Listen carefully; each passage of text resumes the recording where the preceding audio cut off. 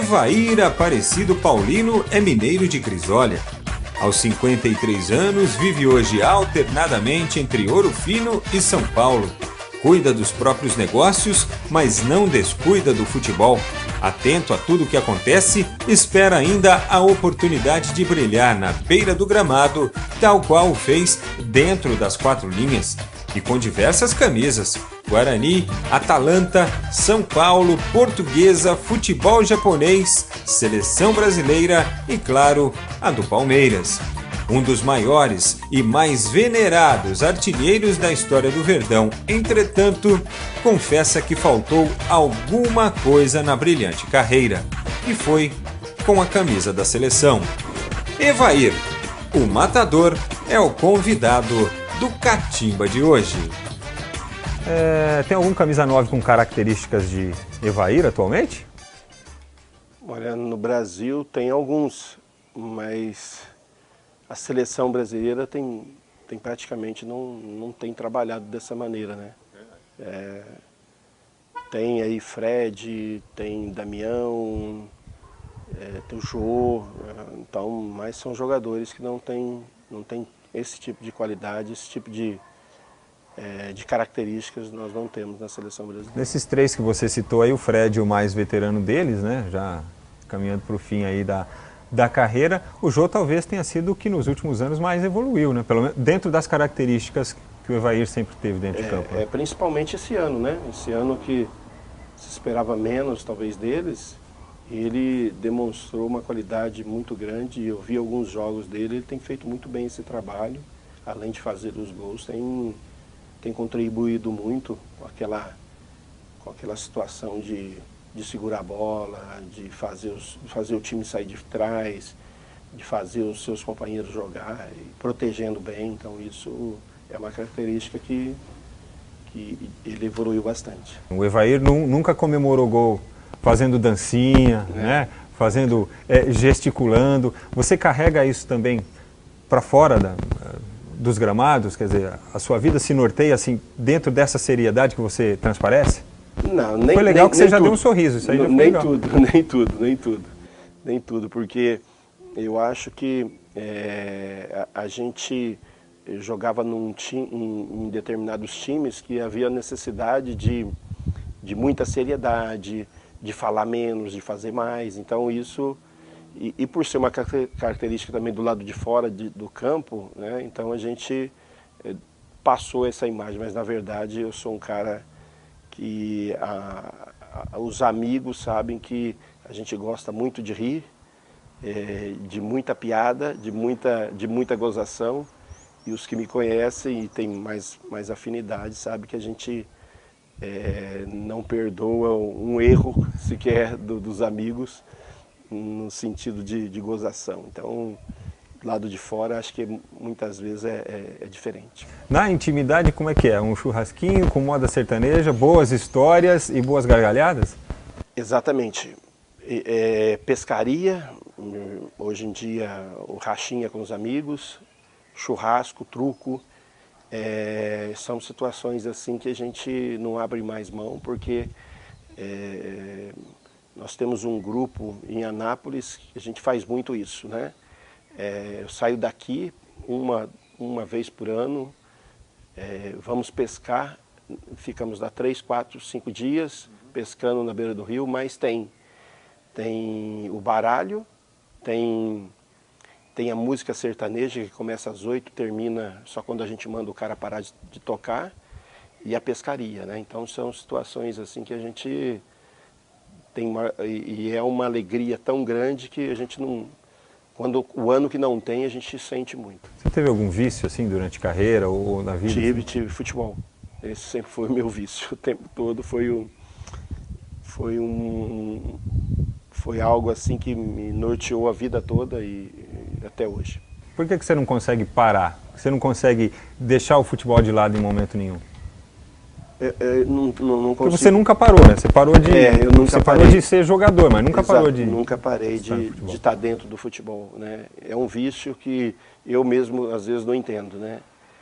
Às vezes eu passo com muitas dores, dias e dias sem jogar futebol, e quando eu jogo, mesmo brincando com os amigos, eu volto para casa dando risada sozinho, né?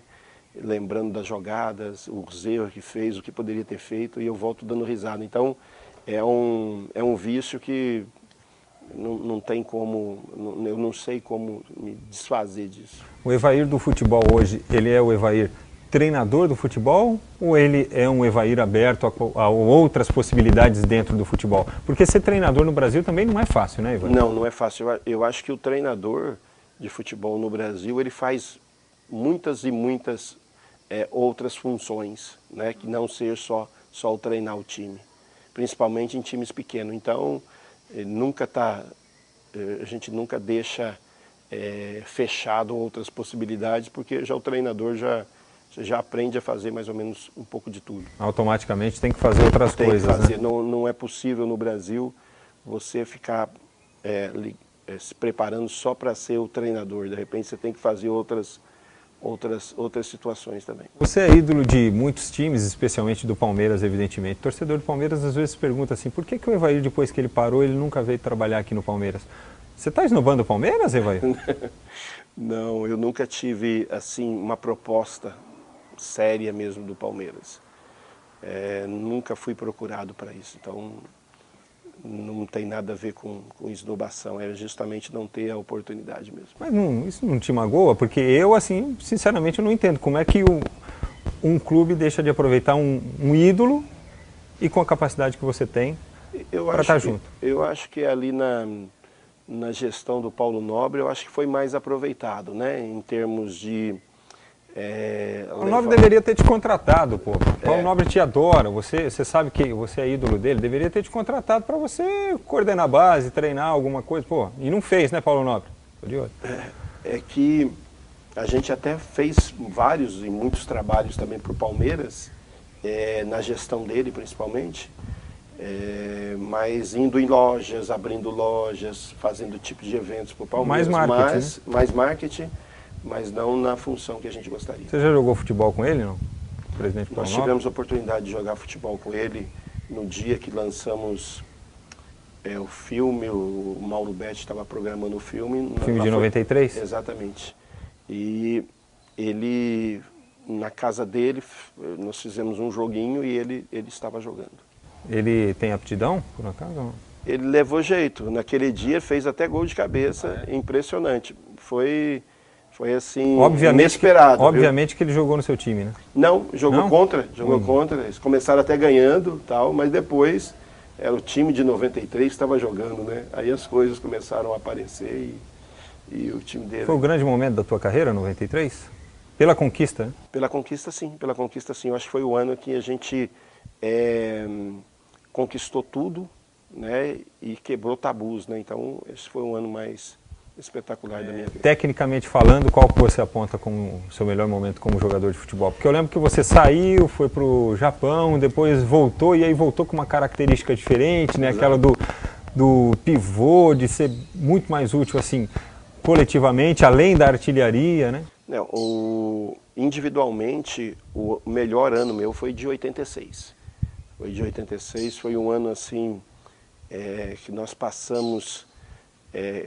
que começou com muita dificuldade, né? Em 85 nós fomos muito mal no Campeonato Paulista pelo Guarani, nós éramos chamados ali de Ataque do Riso, eu e o João Paulo. Veio 86, no início do ano eu sofri um acidente, vi a estreia do Guarani, saí do hospital para ir ver a estreia do Guarani, da arquibancada, mas foi um ano que depois da quinta rodada, quando eu estreiei, sexta rodada quando eu estreiei, eu fiz 24 gols naquele ano, naquele campeonato. Então foi um ano assim que eu entendo que foi tecnicamente um ano mais produtivo em termos individuais. Formado pelo Guarani, e aí como é que foi? Foi de Campinas para Bérgamo?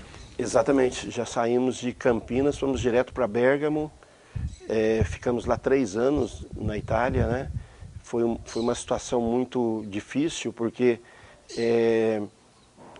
o futebol totalmente diferente daquilo que a gente está acostumado, né? E de repente, de ser um finalizador no Guarani, passei a ser um cara que ficava sozinho lá na frente, e por ser um time pequeno, o Atalanta, e isso me trazia um desconforto muito grande. Então tocava muito pouco na bola, fazia menos gols. Eu saí do Guarani em 86 fazendo 24 gols. Eu fiz 10 na Itália nesse primeiro ano, foi excelente, eles acharam aquilo maravilhoso. Então, na minha cabeça, aquilo era inaceitável, eu tive que me adaptar àquilo. E como é que você conviveu essas 3 temporadas com esta situação? Você conseguiu, porque você saiu de lá como um ídolo também, Bérgamo te venera até hoje. Então, aquele ano nós esperávamos assim, apenas se salvar, né, no primeiro ano. E de repente o Atalanta chegou entre os 6 e foi para a Copa UEFA. Então aquilo para eles já foi excepcional, já foi maravilhoso. Foi uma conquista, né? Foi uma conquista muito grande. E a gente finalizava pouco, mas aprendeu a segurar a bola lá na frente. Quando você jogava com o Milan, que tinha Rijkaard, Baresi, Van Basten, Gullit, eles entendiam que aquilo lá era muito mais difícil do que fazer um gol naquele time, era muito mais difícil. E nós chegamos a vencê-los, então para eles aquilo foi um momento assim marcante. Na minha concepção eu não entendia aquilo, né? Como é que nós jogávamos contra um time e às vezes sequer a bola chegava no ataque. Aquilo para mim era inconcebível. E quando chegava a gente tinha que fazer. Então era inconcebível para mim. Mas a gente foi se adaptando, nos adaptamos, fizemos o nosso trabalho da maneira que precisava e o treinador aceitava muito bem isso. Quantas vezes você voltou a Bérgamo depois de ter saído lá da Atalanta? Eu voltei a Bérgamo 3 vezes depois de 91, quando eu vim embora. Um foi para jogar com o Vasco da Gama, que fez em 97 uma excursão, um torneio em Bérgamo. As outras 2 foi para visitar. Foi quando o Atalanta fez 100 anos, né, e eu fui convidado para estar lá. E a outra vez eu estava passando por lá e por uma coincidência muito grande, o Atalanta estava voltando da Série B para a Série A. Então foram 3 momentos assim marcantes. Você poderia ter se situado na Europa se você quisesse, né? Em algum momento aí da tua carreira, ou dando sequência à tua carreira depois do Atalanta, ou depois de ter parado de jogar, né? Poderia, mas é uma coisa assim,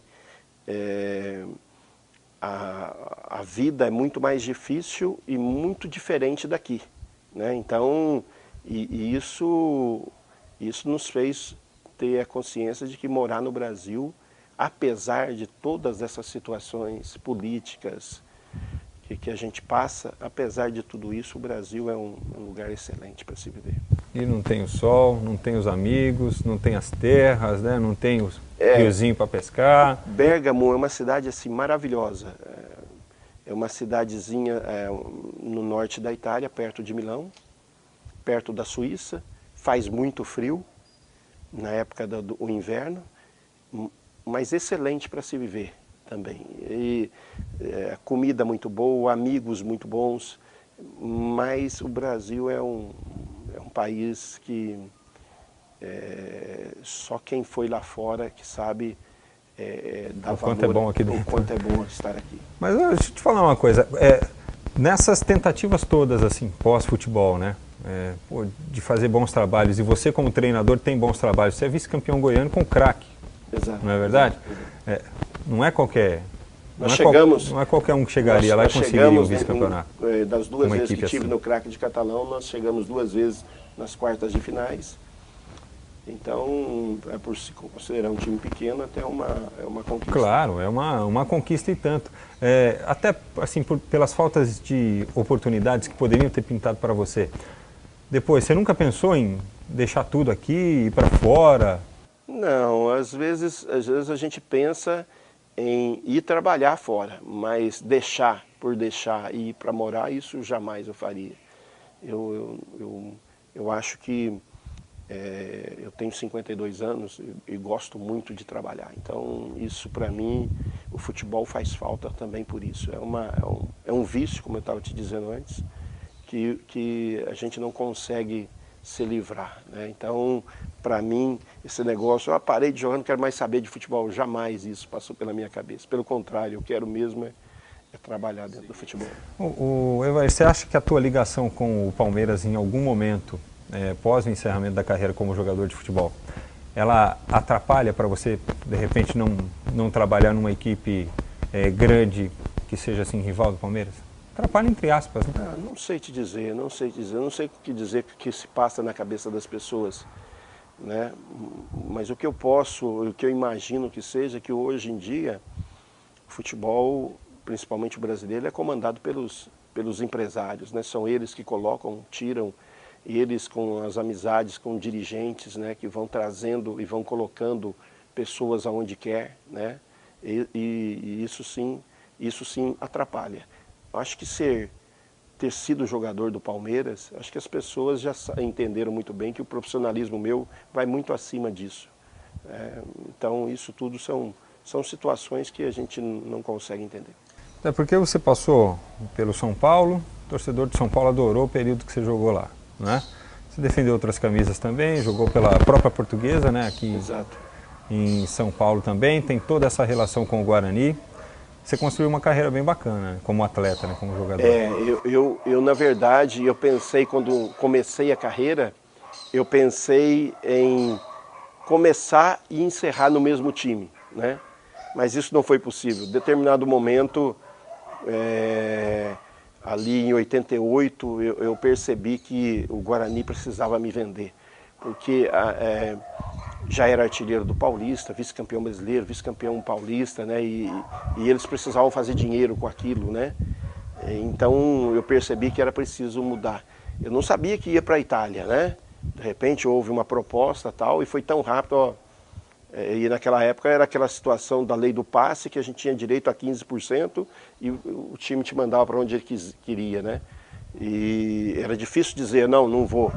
E de repente apareceu o Atalanta, que foi uma grata surpresa para mim, e correu tudo certo. A gente teve, eu falei assim, agora eu vou ficar aqui também mais 10 anos, né? Mas também não foi possível, porque em determinado momento o Atalanta também fez com que a gente entendesse que já tinha dado o tempo, era tempo de voltar. E apareceu o Palmeiras. Quando apareceu o Palmeiras, fiquei, mas também passei 5 anos no Palmeiras, né? E achei, não, eu vou ficar aqui para o resto da minha vida. Mas chegou um momento também que precisava a roda girar, a fila andar, e mais uma vez eu tive que ir. Copa do Mundo de 94. Nossa vida. Às vezes eu paro para pensar e penso, puxa vida, poderia ter ido tranquilamente, né? Joguei todas as partidas, fui convocado em todas as partidas das eliminatórias e não fui para o Mundial. Então, são situações que o brasileiro passa e a gente não entende. Mas tem mágoa com relação a 94? Porque para mim você seria eu não digo mágoa, eu fico mais triste do que magoado com isso, né? Não fico magoado com as pessoas. Barreira, não tem nada? Não tenho mágoa disso. Eu tenho, assim, se eu pudesse voltar atrás, algumas coisas eu faria diferente, né? Mas não foi possível, a gente tentou de toda maneira, era o sonho meu, sonho de vida meu, né? De estar no Mundial, de representar o Brasil. Aliás, eu saí de Crisólia, né? Não sabia onde chegar, mas tinha o sonho de um dia, né, vestir a camisa da seleção. Então, para mim, isso foi assim, algo que a gente poderia ter feito diferente. Você conversou com o Parreira em algum momento, depois de 94? Não, em nenhum momento. Porque teve uma época que eles não convocavam o Romário, né? Eu acho que eles optaram por dois atacantes bem novos, o Ronaldo e o Viola já não era tão novo quanto o Ronaldo, mas era jovem ainda, mas em termos de capacidade, com todo respeito. Naquele momento eu acho que eles imaginavam, o Romário estava muito bem, né, se destacando muito na Europa, e de repente a gente estava tendo a oportunidade ali, e a seleção chegou à última partida precisando. De repente veio o Romário, foi muito bem, e dali para frente não sei o que aconteceu, nunca mais conversei com eles, e acabou que não indo para o Mundial. Vair Aparecido Paulino, melhor cobrador de pênaltis que eu já vi no futebol brasileiro. Obrigado pela entrevista. Eu que agradeço. Boa sorte. Você continua acompanhando o nosso programa aí nas mídias sociais, os endereços passando abaixo. Valeu, tchau.